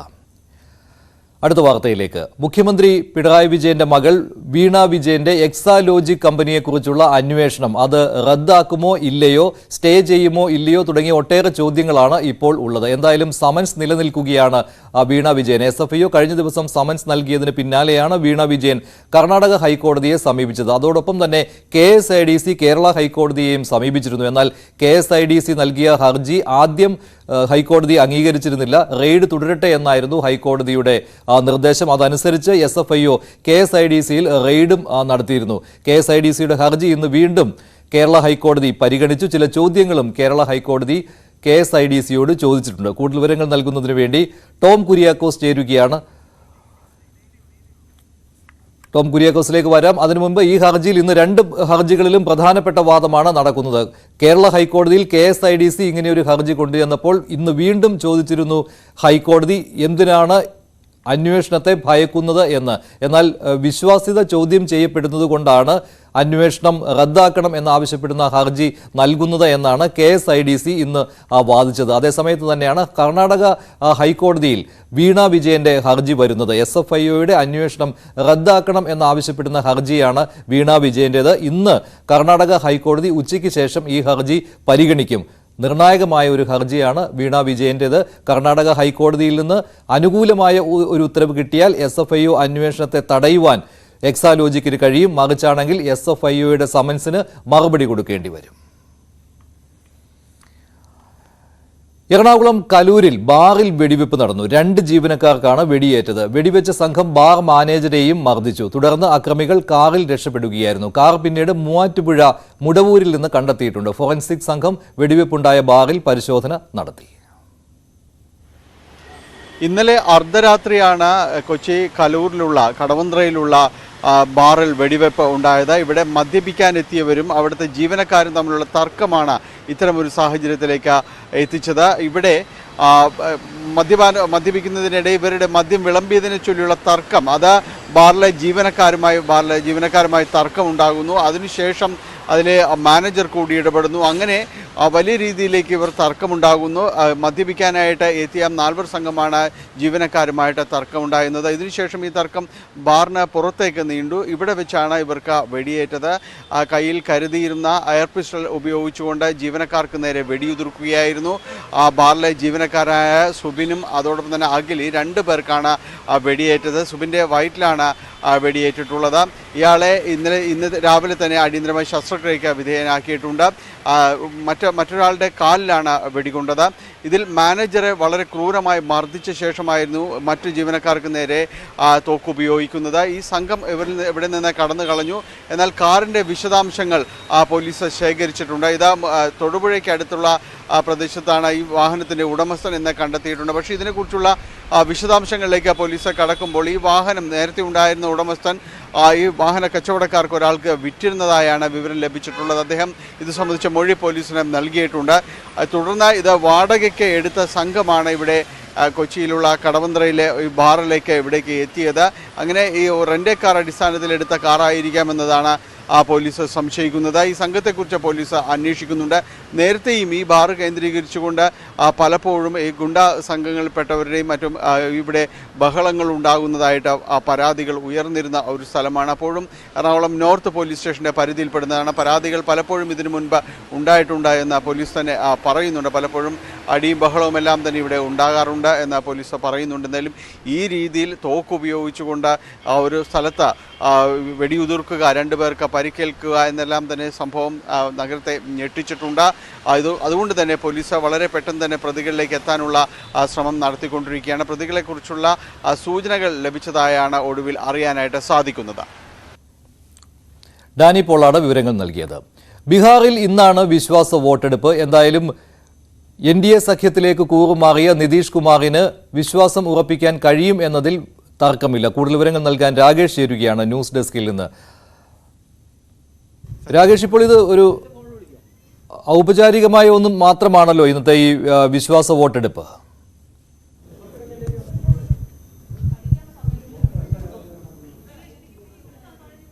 രാകേഷ്, ഇത് ഒരു സംശയമില്ലാത്ത ഒരു കാര്യമാണല്ലോ. ഇത് എന്തായാലും വിശ്വാസ വോട്ടെടുപ്പിൽ വിജയിക്കുവാൻ നിതീഷ് കുമാറിന് കഴിയും. മഞ്ജുഷ്, വിശ്വാസ വോട്ടെടുപ്പ് ഇപ്പോൾ അല്പസമയത്തിനകം നടക്കും. സഭാ നടപടികൾ പുരോഗമിക്കുകയാണ്. നേരത്തെ ആദ്യത്തെ നടപടിയായി പരിഗണിച്ചത് സ്പീക്കറെ മാറ്റുക എന്നുള്ളതായിരുന്നു. കാരണം സ്പീക്കർ അവധ് ബിഹാരി ചൗധരി RJDയുടെ അംഗമാണ്. അപ്പോൾ സ്പീക്കർ രാജിവെക്കണമെന്ന ആവശ്യം നേരത്തെ സർക്കാർ ഭരണപക്ഷം ഉന്നയിച്ചിരുന്നു. എന്നാൽ രാജിവെക്കാൻ തയ്യാറാകലെന്ന നിലപാടായിരുന്നു സ്പീക്കർ സ്വീകരിച്ചിരുന്നത്. തുടർന്ന് ഇന്ന് സ്പീക്കർക്ക് എതിരായ അവിശ്വാസ പ്രമേയം കൊണ്ടുവന്നു. 125 അംഗങ്ങൾ സ്പീക്കറെ പുറത്താക്കണം, ആ പ്രമേയത്തെ പിന്തുണച്ചു. അങ്ങനെ ഇപ്പോൾ സ്പീക്കറെതിരായ അവിശ്വാസ പ്രമേയം സഭ പാസാക്കിയിരിക്കുകയാണ്. ആ ഒരു സാഹചര്യത്തിൽ നിതീഷ് കുമാർ വിശ്വാസ വോട്ട് നേടാൻ തന്നെയാണ് സാധ്യത. കാരണം നിലവിൽ നിയമസഭയുടെ അംഗബലം അനുസരിച്ച് 243 അംഗ നിയമസഭയിൽ 122 പേരുടെ പിന്തുണയാണ് വേണ്ടത്. സർക്കാരിന് 128 അംഗങ്ങളുടെ പിന്തുണയുണ്ട്. പക്ഷേ സ്പീക്കർക്കെതിരായ അവിശ്വാസ പ്രമേയത്തെ 125 പേരാണ് പിന്തുണച്ചത്. കാരണം ചില അംഗങ്ങളെ JDUവിൻ്റെ ചില അംഗങ്ങളെ കാണാനില്ല എന്നടക്കമുള്ള പരാതികളടക്കം നേരത്തെ ഉണ്ടായിരുന്നു. പക്ഷേ പ്രതിപക്ഷ നിരയിൽ നിന്ന് പ്രത്യേകിച്ച് 3 RJD അംഗങ്ങൾ ഇപ്പോൾ ഇരിക്കുന്നത് JDUവിനൊപ്പമാണ്, ഭരണപക്ഷത്തിനൊപ്പമാണ് എന്ന പ്രത്യേകത കൂടിയുണ്ട്. 3 അംഗങ്ങൾ ഭരണപക്ഷത്തിനൊപ്പമാണ് സഭയിൽ ഇരിക്കുന്നത്. ഇതിനെ തേജസ്വി യാദവ് ചോദ്യം ചെയ്യുന്ന സാഹചര്യം കൂടി ഉണ്ടായി. കാരണം അംഗങ്ങൾ അവരുടെ തന്നെ ഇരിപ്പിടത്തിൽ തന്നെ ഇരിക്കണം, അല്ലാത്ത പക്ഷം ആ വോട്ടുകൾ കണക്കാക്കാൻ കഴിയില്ല എന്ന നിലപാട് RJD സ്വീകരിക്കുകയും ചെയ്തു. ഏതായാലും നിലവിലെ കണക്കുകൾ പ്രകാരം സർക്കാർ സുരക്ഷിതമാണ്. വിശ്വാസ വോട്ട് നേടാൻ തന്നെയാണ് സാധ്യത.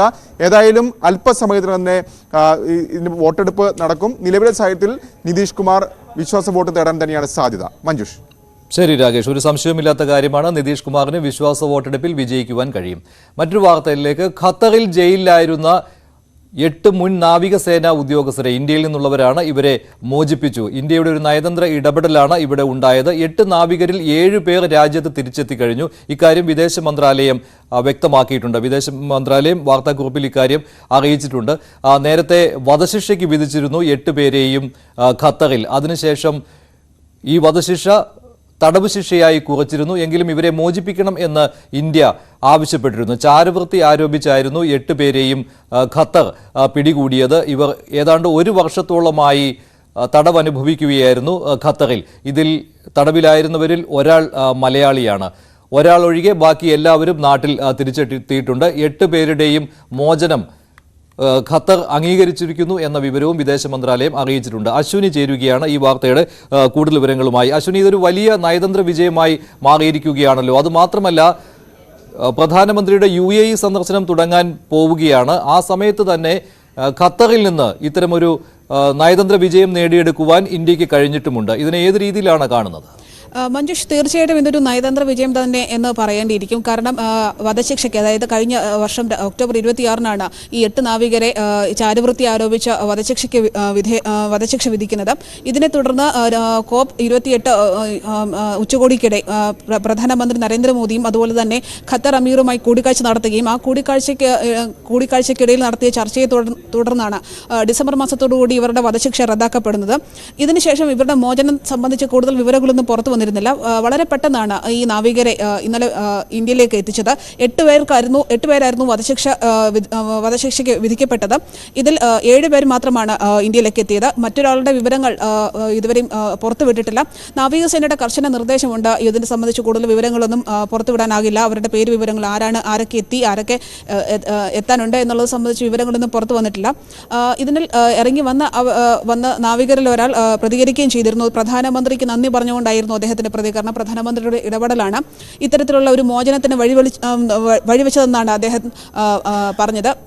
ഏകദേശം 1.5 വർഷത്തോളം അവർ ജയിലിൽ കിടക്കേണ്ടി വന്നിരുന്നു ഈ ഒരു കുറ്റത്തിന് പേരിൽ. സ്വകാര്യ കമ്പനിയുടെ, അതായത് ഒരു കപ്പൽ വ്യാപാര കമ്പനിയുടെ ഇതിന് വർക്ക് ചെയ്യുകയായിരുന്നു ഇവർ. 8 നാവികർ, ഇന്ത്യൻ നാവികസേനയിൽ നിന്ന് റിട്ടയർ ചെയ്ത 8 നാവികരായിരുന്നു വർക്ക് ചെയ്തിരുന്നത്. ഇവരുടെ പേര് വിവരങ്ങൾ നേരത്തെ വന്നിരുന്നു. അതായത് captain Navtej Singh Gill, captain Saurabh Vasisht, commander Purnendu Tiwari, captain Birendra Kumar Verma, commander Sugunakar Pakala, commander Sajeev Gupta, commander Amit Nagpal and sailor Rakesh എന്നിവരായിരുന്നു ഈ 8 പേർ. ഇതിൽ രാകേഷാണ് മലയാളിയായിട്ടുള്ളത്. മഞ്ജുഷ്. ശരി, അശ്വിനിയാണ് വിവരങ്ങൾ നൽകിയത്. മറ്റൊരു വാർത്തയിലേക്ക്, മഹാരാഷ്ട്രയിലെ പൂനെയിൽ കൊതുക് ചുഴലിക്കാറ്റ്. പൂനെ കേശവ് നഗർ സ്വദേശി പകർത്തിയ ദൃശ്യം സമൂഹ മാധ്യമങ്ങളിൽ വൈറലാണ്. മഹാരാഷ്ട്ര മുഖ്യമന്ത്രിയെയും പ്രധാനമന്ത്രിയെയും ടാഗ് ചെയ്താണ് രാകേഷ് നായക് എന്നയാൾ ദൃശ്യങ്ങൾ എക്സിൽ പങ്കുവച്ചത്.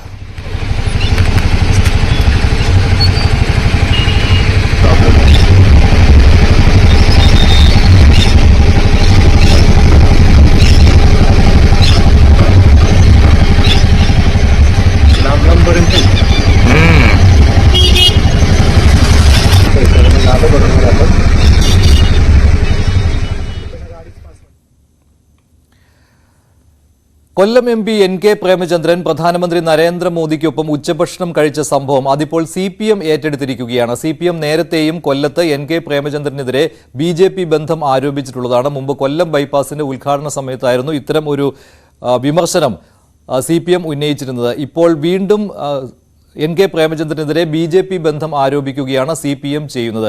എന്തുകൊണ്ടാണ് പ്രധാനമന്ത്രി നരേന്ദ്രമോദി ഉച്ചഭക്ഷണത്തിന് ക്ഷണിച്ചപ്പോൾ വേണ്ട എന്ന് പറയാൻ പ്രേമചന്ദ്രന് തോന്നാത്തത് എന്നതാണ് CPM ഉന്നയിക്കുന്നത്.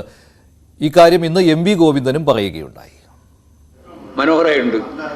അതാ ഞാൻ ചോദിച്ചത്, ക്രിസ്മസിന്റെ വിരുന്നിനെ എന്തുകൊണ്ട് പ്രതിപക്ഷം ബഹിഷ്കരിച്ചു? ആ സംസ്കാരം ഇനി എവിടെയാ പോയേ? അതിലൊന്നും അവസരവാദമാണെന്നും ഓരോന്ന് പറയുന്നത് ഇവർ പറഞ്ഞ പോലെയാണ്. അന്ന് പ്രതിരോധിക്കാൻ പ്രയാസപ്പെടുമ്പോൾ എന്തെങ്കിലും പറയാണ്. അതും പറഞ്ഞ് തീരുമാനിച്ചിട്ടുണ്ടാവും, സംസാരിക്കും. ഞാനിവിടുത്തെ ഭക്ഷണവും കഴിക്കുക, വൈകുന്നേരം ഞാൻ നിങ്ങൾക്ക് എതിരായിട്ട് പ്രസംഗിക്കോട്ടോ എന്ന് പറഞ്ഞിട്ടുണ്ടാവും. നല്ല യോജിപ്പിലാണ്.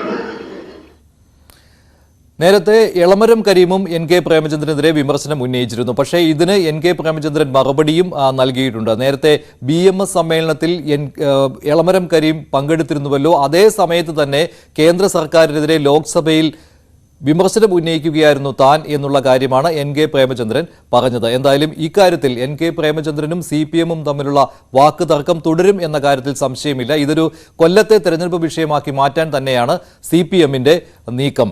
പ്രേമചന്ദ്രനെ ഉന്നം വയ്ക്കുകയാണ് CPM ചെയ്യുന്നത്. മുൻപും അങ്ങനെ ചെയ്തിട്ടുള്ളതാണ്. മോദിക്കൊപ്പം ഭക്ഷണം കഴിച്ചതാണ് ഇപ്പോൾ CPM-ന്റെ ആയുധം. പ്രേമചന്ദ്രനെ സംഖ്യയാക്കുകയാണ് CPM ചെയ്യുന്നത്. ക്ഷണം നിരസിക്കാത്തത് എന്താണ് എന്നാണ് CPM-ന്റെ ചോദ്യം. അതേ ചോദ്യമാണ് ഇന്ന് MV ഗോവിന്ദനും ഉന്നയിച്ചത്. അതേസമയത്ത് തന്നെ CPM-നെ നേരിടുകയാണ് എൻ കെ പ്രേമചന്ദ്രൻ. മറുപടി നൽകുന്നു. ഇതിനു മുൻപ് CPM തന്നെ സംഖ്യയാക്കാൻ ശ്രമിച്ചിരുന്നു. BMS പരിപാടിയിൽ പങ്കെടുത്തയാളാണ് എളമരം കരീം. അദ്ദേഹത്തെയാണ് ഉദ്ദേശിച്ചത് പ്രേമചന്ദ്രൻ. അതുകൊണ്ട് തന്നെ ഈ വിഷയത്തിൽ മറുപടി നൽകേണ്ടത് CPM ആണ് എന്നാണ് എൻ കെ പ്രേമചന്ദ്രൻ പറയുന്നത്. മറ്റൊരു വാർത്തയിലേക്ക്. കടുത്ത ധനപ്രതിസന്ധിക്കിടയിൽ സെക്രട്ടേറിയറ്റിന്റെ സമഗ്ര നവീകരണത്തിനായി വകയിരുത്തിയത് 2.5 കോടി രൂപയാണ്. സെക്രട്ടേറിയറ്റിനെ അനക്സുമായി ബന്ധിപ്പിക്കാൻ ഫ്ലൈ ഓവർ, രാജ്ഭവന്റെ അറ്റകുറ്റപ്പണികൾക്കായി വീണ്ടും കോടികൾ. ഇങ്ങനെ നീളുന്നു ബജറ്റിലെ എസ്റ്റിമേറ്റുകൾ. News 18 exclusive. സെക്രട്ടേറിയറ്റും അനക്സുമായി ബന്ധിപ്പിക്കാൻ ഫ്ലൈ ഓവറും സെക്രട്ടേറിയറ്റ് വളപ്പിൽ പുതിയ കെട്ടിടവും ഉൾപ്പെടെയുള്ള നിർമ്മാണ പ്രവർത്തനങ്ങൾക്കാണ് 2.5 കോടി രൂപ ബജറ്റ് എസ്റ്റിമേറ്റിൽ വകയിരുത്തിയിരിക്കുന്നത്. രാജ്ഭവനിലെ നിർമ്മാണ പ്രവർത്തനങ്ങൾക്ക് 1 കോടി രൂപയും നീക്കിവെച്ചിട്ടുണ്ട്. സെക്രട്ടേറിയറ്റിൽ തദ്ദേശ സ്വയംഭരണ വകുപ്പ് മന്ത്രിയുടെ ഓഫീസ് സജ്ജീകരണം ഉൾപ്പെടെയുള്ള 11 നിർമ്മാണ പ്രവർത്തനങ്ങൾക്കായാണ് 2.5 കോടി രൂപ വകയിരുത്തിയത്. 20 കോടി 6 ലക്ഷം രൂപയോളം എസ്റ്റിമേറ്റ് രേഖപ്പെടുത്തിയ നിർമ്മാണ പ്രവർത്തനങ്ങൾക്കാണ് 2.5 കോടി രൂപ നീക്കിവെച്ചത്. അനക്സ് കെട്ടിടത്തെ മെയിൻ ബ്ലോക്കുമായി ബന്ധപ്പെടുത്താനുള്ള ഫ്ലൈ ഓവർ പാസേജ് നിർമ്മാണത്തിന് 23,90,000 രൂപയും സെക്രട്ടേറിയറ്റ് വളപ്പിൽ പുതിയ ബ്ലോക്ക് നിർമ്മാണത്തിന് 11,95,000 രൂപയുമാണ് നീക്കിവെച്ചിരിക്കുന്നത്. രാജ്ഭവനിൽ ഗവർണറുടെ അപ്പാർട്ട്മെന്റിന്റെ sheet work, roof tile, painting എന്നിങ്ങനെ അറ്റകുറ്റപ്പണി, തകർന്ന ചുറ്റുമതിൽ നിർമ്മാണം, രാജ്ഭവനിലെ റോഡ് നിർമ്മാണം എന്നിവയ്ക്കായാണ് 1 കോടി രൂപ വകയിരുത്തിയത്. രാജ്ഭവനിലെ ഗസ്റ്റ് ബ്ലോക്കിലെ അറ്റകുറ്റപ്പണികളും പട്ടികയിൽ ഉൾപ്പെടുത്തിയിട്ടുണ്ടെങ്കിലും പണം വകയിരുത്തിയിട്ടില്ല. ബജറ്റിലെ പൊതുമരാമത്തിന്റെ വിശദമായ എസ്റ്റിമേറ്റ് വിവരങ്ങളിലാണ് ഇത് സംബന്ധിച്ച പരാമർശം ഉള്ളത്. Dan Kurian, News 18, Thiruvananthapuram. ISL-ൽ ഇന്ന് നിർണായക മത്സരമാണ്. കേരള ബ്ലാസ്റ്റേഴ്സ് പഞ്ചാബ് FC-യെ നേരിടും. നേരത്തെ പഞ്ചാബ് FC-യെ കേരള ബ്ലാസ്റ്റേഴ്സ് തോൽപ്പിച്ചിരുന്നു. ഇന്ന് ജയിച്ചാൽ 2ാം സ്ഥാനത്തേക്ക് കേരള ബ്ലാസ്റ്റേഴ്സ് എത്തും. ന്യൂസ് 18 കേരളത്തിൽ മത്സരം തത്സമയം ഉണ്ടാവും. ഒരേ സമയം എതിരാളികളോടും പരുക്കുകളോടും ഇടതടവില്ലാതെ ഏറ്റുമുട്ടിയാണ് ഈ സീസണിൽ ബ്ലാസ്റ്റേഴ്സിന്റെ യാത്ര. പരുക്ക് മൂലം സൂപ്പർതാരം അഡ്രിയൻ ലൂണയും ക്വാമെ പെപ്രയെയും ടീമിന് നഷ്ടമായി. എന്നിട്ടും 13 മത്സരങ്ങളിൽ 8ലും വിജയം നേടി മഞ്ഞപ്പട തളരാതെ കുതിക്കുകയാണ്. ഇന്ന് ഹോം ഗ്രൗണ്ടിലെ മത്സരത്തിൽ പഞ്ചാബ് FC-യാണ് ബ്ലാസ്റ്റേഴ്സിന്റെ എതിരാളികൾ. കരുത്തരാണ് പഞ്ചാബ്. എന്നാലും മത്സരത്തിനായി ബ്ലാസ്റ്റേഴ്സ് ഒരുങ്ങിക്കഴിഞ്ഞു. കടുത്ത മത്സരം പ്രതീക്ഷിക്കുന്നതായി കോച്ച് ഇവാൻ വുക്കോമിനോവിച്ച് അറിയിച്ചു.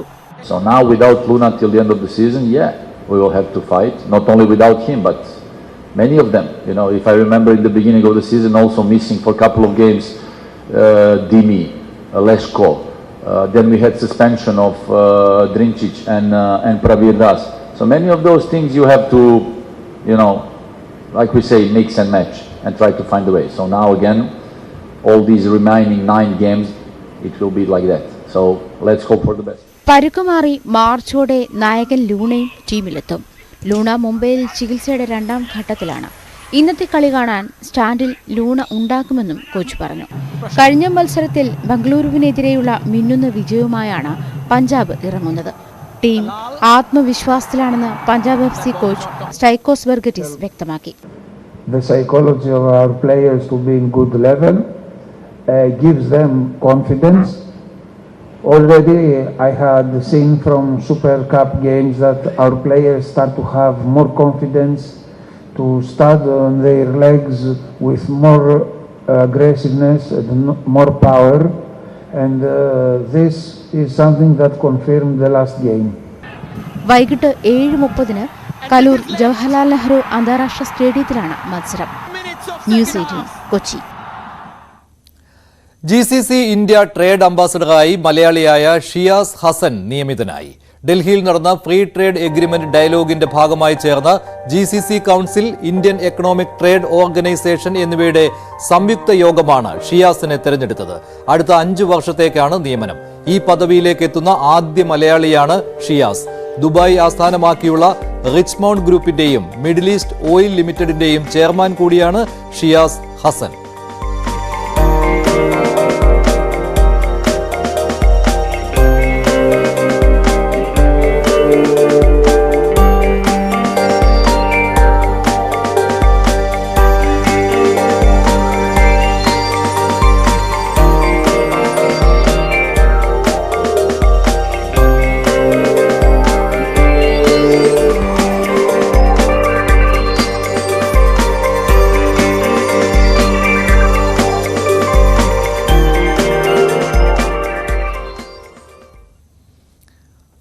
സ്വർണം വെള്ളി നിരക്കുകൾ. കവിത ഗോൾഡ് ആൻഡ് ഡയമണ്ട്സ് ഇന്നത്തെ സ്വർണം വെള്ളി നിരക്കുകൾ നിങ്ങൾക്കായി സമർപ്പിക്കുന്നത്. വലിയ സ്വപ്നങ്ങൾ